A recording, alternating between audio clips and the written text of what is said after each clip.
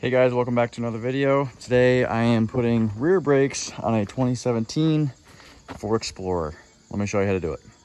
It's very important to note that when you jack these vehicles up, make sure you put a jack stand underneath. That way the vehicle does not fall on you when you get the wheel and stuff off. To jack it up, all I do is just put my jack on this lower control arm, pick it up, and I put a stand out in front of that and then set everything back down. Now, when the weight of the vehicle is on the jack stand, I do run my jack back up to the bottom of that, just in case for an extra measure. Okay, so now that we're up in the air, we're ready to pull this tire off. Now, I am using pneumatic tools. I know that everybody does not have that ability to do so, but for today's job, I am going to be using a 19mm socket, and it is not the chrome socket with the impact driver right here.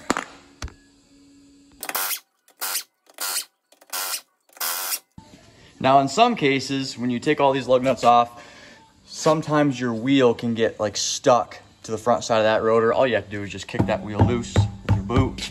But in this case, that didn't happen. It fell right apart. I always take my tire and just slide it under the car just for that one more extra measure. Okay, so now that we have this wheel off, you can see that the rotor is well used and that there is little to no life left on those brake pads. So now the next step is to get your brake assembly off. This is your brake caliper and this is your brake corral. We'll pull these apart separately. Now, depending on what vehicle you're working on, these wrench sizes and lug nut sizes are also going to vary, but in today's job, we are going to be using a 14mm and we're going to be pulling this bolt right here and this bolt right here, and that's going to release the caliper from the corral itself. Now, when you're doing this, you don't want to use a gear wrench just yet because they're pretty tight and you don't want to bust your gear wrench on them. So just use a normal box end wrench and that'll get those loose.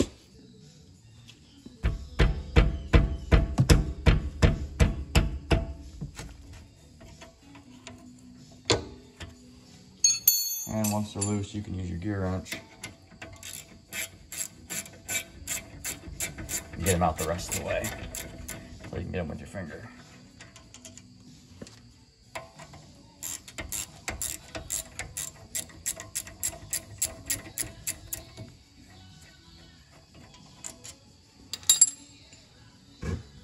Okay, now that those two bolts are loose, that frees up your caliper. So what we're going to do is I'm going to get a flat screwdriver, I'm going to stick it in here, and I'm going to pry that caliper off those pads.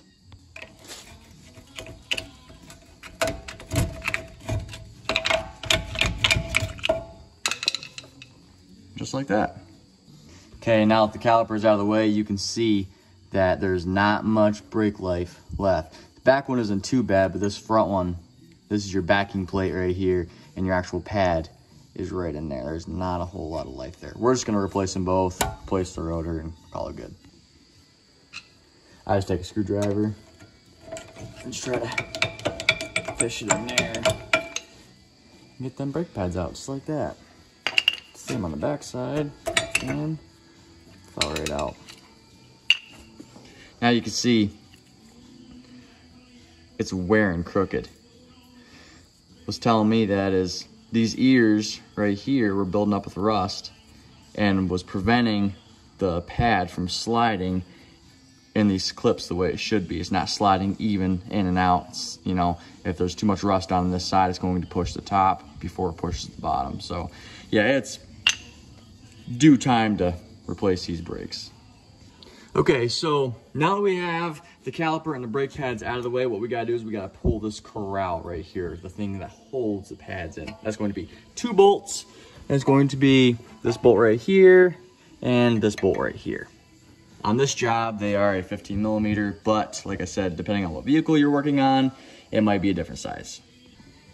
These bolts are usually pretty tight, so if you're doing everything by hand, which in this case I am right now, it's gonna be hard just with one wrench. So a little trick of the trade is I take a box end wrench, just whatever size, 14, can be 16, can be a little bit bigger, and I hook it on that end, and then that extends the length of our handle, so it gives you a little bit more leverage.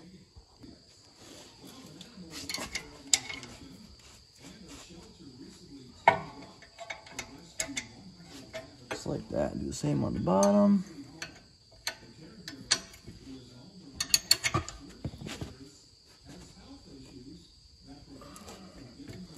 And once you get them broke loose, then you can just grab your 15mm gear wrench and walk them out the rest of the way.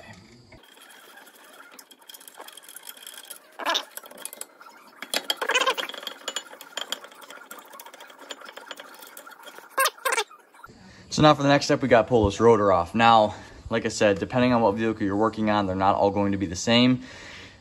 Usually you can just tap on the rotor with a hammer and it'll fall right off. Now, I do want to say that if you are reusing a rotor, you do not want to tap on this surface right here, okay? If you are reusing the rotor and you just need to get it off to look at something, what you can do is you can take a hammer and you can hit in between these studs, just like here, like this, and that will loosen that up. But in this case, we can't do that because, as you can see, there is a little screw right there. So we have to pull that screw out, and that's going to free up that rotor.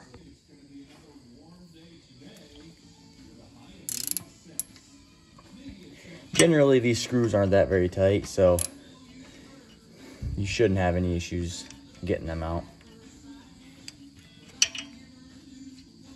That's the way with my hand. Okay, now all we gotta do is just bump this rotor. Comes right loose, just like that.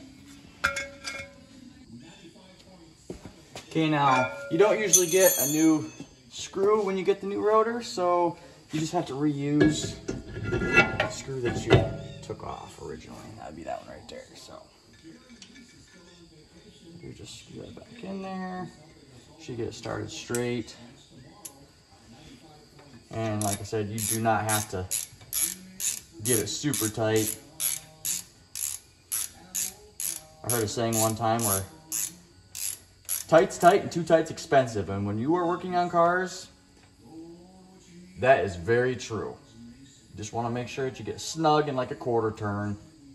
It's not going to go anywhere. So, okay, now I do want to point out that these rotors, they come from the factory with like a little bit of an oil coating on them to prevent them from rusting and like shipping and all that stuff. So that oil and brakes does not mix, obviously. So I just take just some brake cleaner and I just spray it down. Try to get that oil residue off, and you're usually pretty good. Okay, so before you put your corral back on, you open up your box of brakes. There should be a little baggie, and that's going to have these clips in here. You need to put these clips on that corral in that order. Okay, now I do want to point out that before you put these new clips in, you want to take the old clips out and then run a file down in there and clean up all like the scaly rust. I did all that off camera, but as you can see, I got the new clips put in and we are ready to throw it back on the car.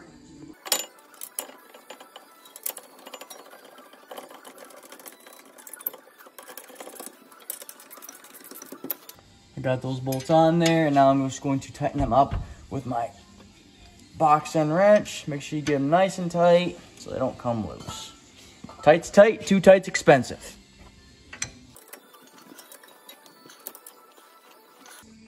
Okay, so once you get your corral back on, your clips on the corral, what you gotta do is take your pad, stick it in. Now there is a specific way that it goes. You follow that contour of the pad that goes towards the outside. And make sure you stick the pad in, not that way. I've seen that before. Brakes don't work as good when they're backwards, so.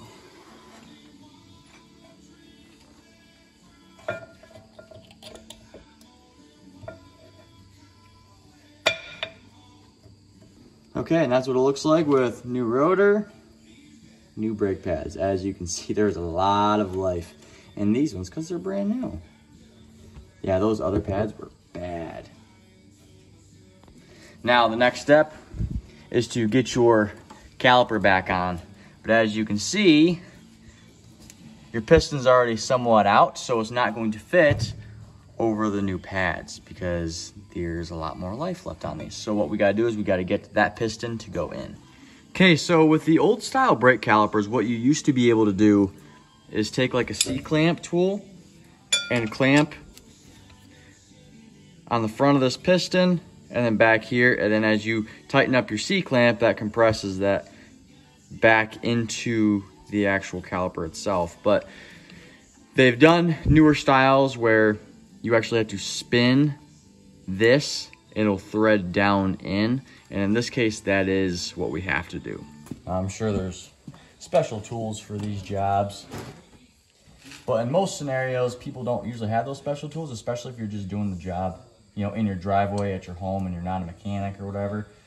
So what you can do is just take a pair of channel locks, grab a hold of it like this, and then just thread it down in without pinching your finger. Because channel locks have a tendency to do that. Okay, so as you could see, I had to apply pressure on that piston as I was turning it to go in. So that kind of sucked, but I just used my C-clamp and just worked it around there with my channel locks as well. Like I said, even if you don't have the tool for the job, you can still get the job done. You just have to use your head a little bit and figure it out. Now all we have to do is just take your caliper, put it back on. Make sure you get past those slides right there. And you're ready to put your bolts back in and get her going.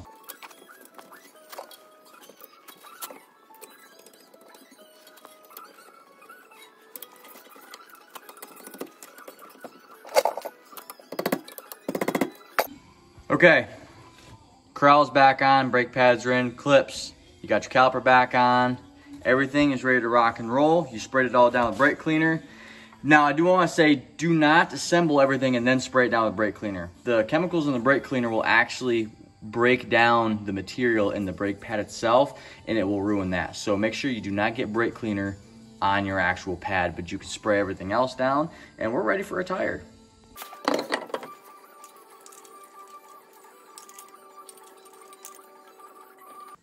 Okay, so now when you're putting your tire back on, what you want to do is, as you are tightening these lug nuts, you want to go in a star pattern, okay? What that's going to do is that's going to suck your wheel back onto the whole hub assembly, rotor, all that stuff evenly, okay? If you just go, say if you start here and just work your way around, it's going to like rock that wheel into its home position. That's not right. You want to make sure that it's even as it's going on.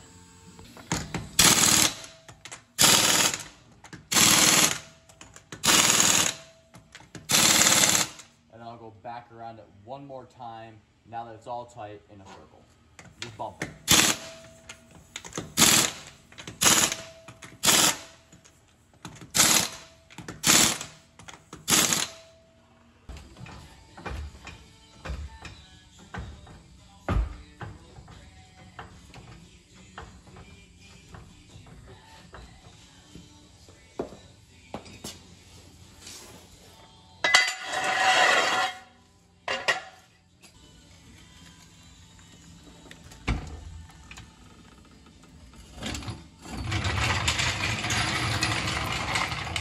Okay, now before I move on to the next side, what I'm going to do is I'm going to torque this wheel first.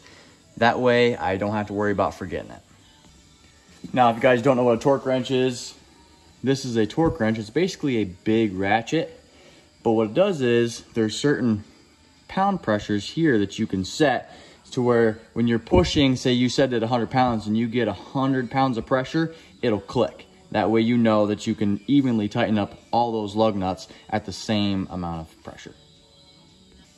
So the general rule of thumb is when you're torquing 5 lugs, you want to go 100 pounds.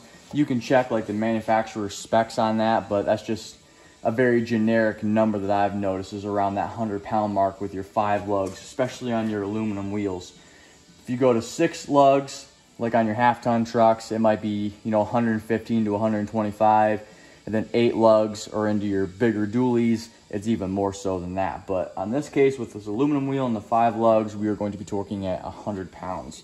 So all we gotta do is take our torque wrench and set it to 100 pounds.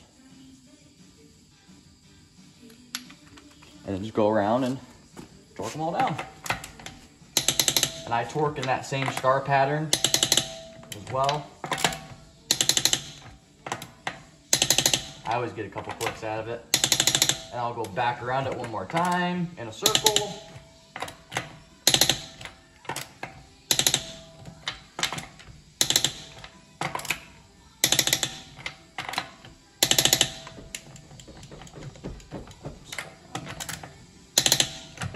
And we're ready to go on to the next wheel.